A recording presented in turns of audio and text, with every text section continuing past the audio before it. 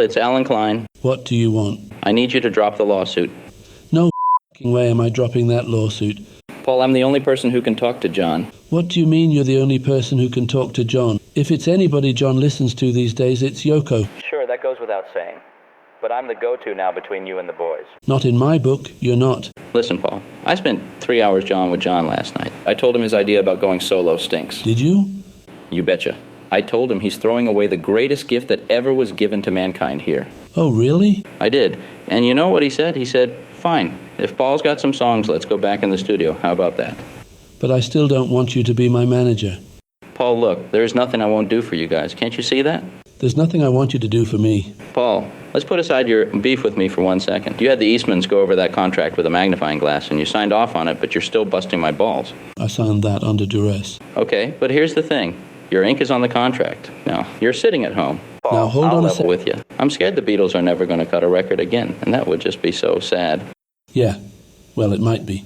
Paul, you've only got to say the word, and all four of you will be in the same room making music in a New York minute. Huh? Wouldn't that be swell? Am I missing something here? It would be great if we could all just make music together again without any complications, Klein. You know, but these days it's 3 against 1 every time I suggest something. I know the problems you have with each other, and I promise you I can fix those. And I'll tell you something else. I know that you are the Beatles' #1 fan. Well, guess what? I am their #2 fan. I am their #1 fan. That's the one true thing you've said. Paul, I'm leveling with you the whole time, but you're sore about how John's treated you, and it's made you kind of mad, to be honest. Not mad, just sad and confused. I'm friggin' angry, too. I don't blame you. I don't blame you. So, Paul, tell me something. Have you got any songs? Well, I do as it happens. I've just finished one called Wally the Walnut.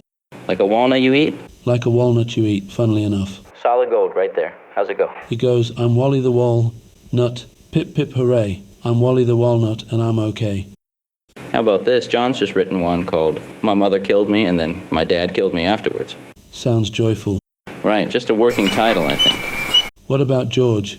George is writing a lot these days. He's got one called Why Don't You All Wake Up? And he just played me one this morning, as a matter of fact, called My Lord Is So Fine, I think it was. Is it any good? It sure is. It's got a real classic vibe to it.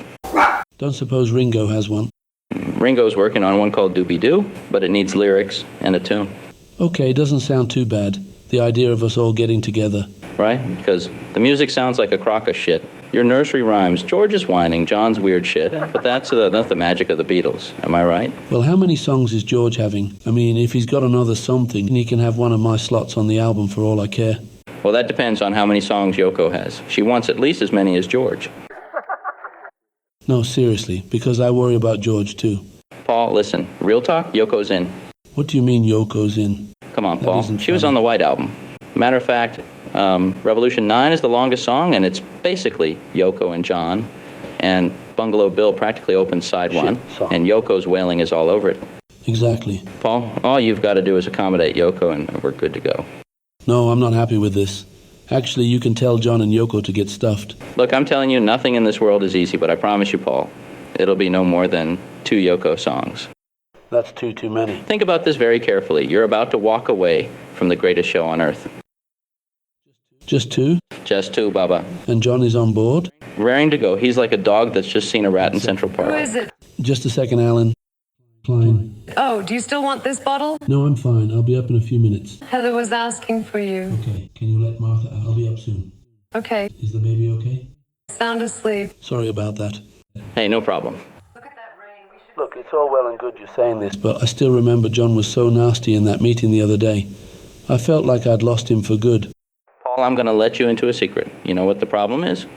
I would sum it up as John met Yoko. You blew it before Yoko came on the scene. I blew it? What do you mean I blew it? When do you think things started to get a little funky? I don't know. Coffee, Mr. Klein? Black, 3 sugars. Oh, you're going to say he was jealous about Pepper. No, John respects your work. Look, it's my job to know everything about you. Right, John said that about you. What, that I know everything? It's like you cast a spell on John, really. I call it doing my homework. I grudgingly respect that. Well, coming from you, that's a great compliment. Now get this. And please don't take it the wrong way. I'll try not to. Magical Mystery Tour. What about it? You spent 3 months in an editing suite cutting a lousy home movie that wasn't even broadcast in America. So what if we did? And I'm not taking sides, Paul, but By all accounts, it was a snooze fest. Snooze fest, you think so? Because I think I had to do what I had to do to save the Beatles. Paul, don't you think it's ironic you wrote a song called Flying and then Mystery Tour drops and it's all over town, the Beatles can no longer walk on water? It's not like it was the first time we went through a rocky patch. I seem to remember certain remarks John made about us being more popular than Jesus. Paul, that was Yoko's opening, and she was the real deal, all right? The whole avant-garde 9 yards. Oh, come on, she's not that good. Trust me, John doesn't like hanging out with losers. Klein, if you called me up to sweet talk me, you're going the wrong way about Laying it all on the line. You're a rude bastard, do you know that? Look, Paul, don't get me wrong. I'm just passing along what was in John's mind at the time. Your call on what to do with it, frankly. Well, that's odd. John never said anything to me. I mean, I know he wanted an orgy scene in Mystery Tour, and I vetoed that. That's about it, really. Look, you know as well as I do, John is vulnerable and open to all sorts of influences. Magic Alex. If John senses someone's lost their grip, not pointing the way, he gets jittery, ripe for the taking. And that's when it's easy for him to be swayed. Well, you know, talking about people maybe leading John astray, I suppose that could be as true for you, Klein, as it is for anyone else, really. You know, but, you might have a point. John said I led the Beatles round in circles after Brian died. And you know what? Yoko made the Beatles street again. Edgy. Hey, you. I wrote some edgy songs. I wrote Why Don't We Do It in the Road? How street is that? I wrote Bloody Helter Skelter. I love Helter Skelter. That's a great song. All right. What songs has Yoko got? Well, one is called Thursday Lunchtime. Ooh, I like that. Thursday morning she opens her diary. What's inside? What is she trying to hide? Do, do, do. I like that. Yoko's version is a little different. So how does Yoko's version go? Well, I guess you could say it sounds like a baby crying for its mama. Right. Can we just hide that on a B-side or something? Well, I don't know if you can fit a 35-minute track on a 45. Your guess is as good as mine. Well, then that's it. There's no more Beatles. We're not releasing a Yoko track longer than Please Please Me. Paul, the days of Please Please Me are long gone. Look at Abbey Road. You know what the best track on that album is, in my not-so-humble opinion? I think it's a pretty consistent album all round. Oh, yeah, it's fantastic. And probably the best we've ever done. No question. But here's the thing. There's one particular song where you're all singing together, and it's almost religious. Because I think you mean... That's the one. Now, that's a Yoko song right there. Yoko was playing it on the piano, and John got her to play it backwards. Well, it's not a Yoko song, it's Beethoven. But I take your point. Right? I mean, that's the kind of influence she's having on John. If we play Thursday Lunchtime backwards, do you think it'll sound better? You know what? Even John realizes a 35-minute song of Yoko screaming is not going to appeal to the masses. I think you misunderstand me, Paul. All I'm saying is Yoko has this certain something that's not going to tarnish the Beatles' legacy. It can only add to it. I hope so, and it feels like a bad idea, having another cook spoiling the broth. Don't think of her as a cook. She's more like a special ingredient. Hey, what's that wacky instrument you used in Lovely Rita? That was John using a kazoo. Right. Yoko is a kazoo. You know, John likes to throw a monkey wrench in the salad. He does that? He said he wrote Tomorrow Never Knows to destroy the fan base. He was so fucking sick of them. Just a second. Oi, you, I can see you. How do you mean? So he writes it all in one chord, and all these pretentious journalists are saying how groundbreaking it is. Well, we stuck it on the end of the album. It would have been a bit much to put it on the beginning. Right. The Beatles commercialized something anti-commercial, in a sense. Anyway, I guess what I'm trying to say is maybe Yoko was John's latest you. That's my theory. Maybe he'll get bored of her. Probably. You gotta hope so.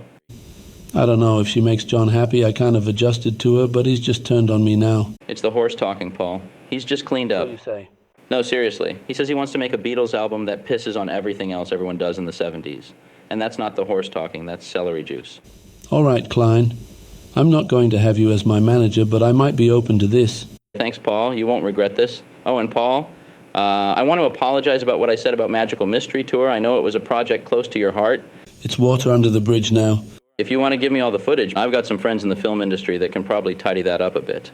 I don't know. It was a load of shit, to be honest. You had cameras running for 2 weeks. There's got to be a good film in there somewhere. We didn't have cameras running the whole time. Wasn't it some kind of documentary? No. We just filmed things when we came up with an idea.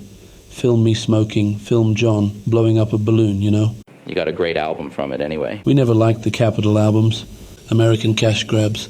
Well, this next album is going to be exactly how you want it. Exactly how I want it, plus 2 Yoko songs. Sure thing. So are we good to go on this? I suppose. I better give George Martin a call. Don't worry about that, Paul. I already called Phil this morning. Phil who? John wants to work with Phil Spector again. That's kind of a condition of him coming back, and you boys are flying out tonight to L.A. I hope you don't mind, but you've got an aisle seat, Paul. Oh, son of a bitch, hung up on me. Was it something I said? Is everything okay? Yeah, just John being an idiot. An idiot in what way? Klein is sucking up to him, basically. You know, to impress him. It's all very childish. Isn't it just... But it's given me an idea. Changing your number might be an idea?